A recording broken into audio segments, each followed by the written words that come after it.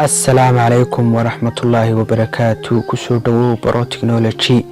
magacaygu waa Maxamed Axmed waxaan ahay soo saaraha fiidiyowga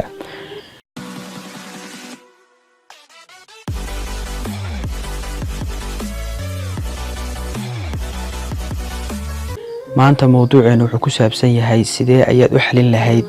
ciladan markaad applicationada qaar u baahatid uu ku soo saarayo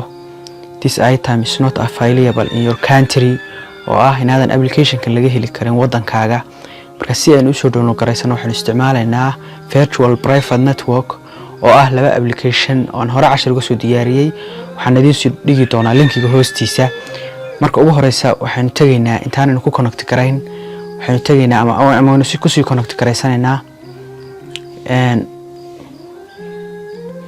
USA ayaan ku connect gareynaa private network markaan soo sameeyno waxaan sameynaynaa sitkan tagaynaa waxaanu ka sii dooranaynaa abis ayaan ka sii dooranaynaa waxaad ka raadinaysaa xagga Play Store waa kan memory ayaa ka dooran kartaa ama waxa ka dooran kartaa qaybtan storage ayaa ka dooranaysaa dabeed waxa leedahay clear all data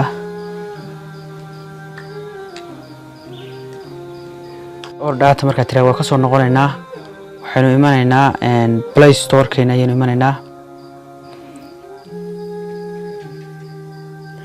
marka waad sugaysaa Play Store ka inta ku soo saarayo waan sugaynaa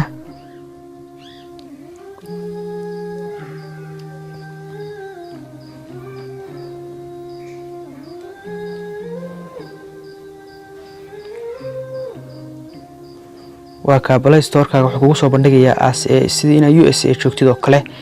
laakiin se waa virtual private network ayaa isticmaashay hadaynu markaa ku eegno application keeni hadaynu ku eegno aan marka hore ka soo galina halkan inoo diidanaa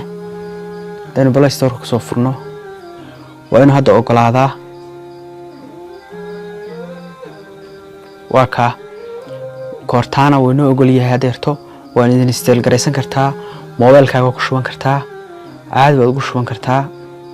waxaad u isticmaalaysaa adoo USA ahaan jooga laakiin waxaan isticmaalnay OpenVPN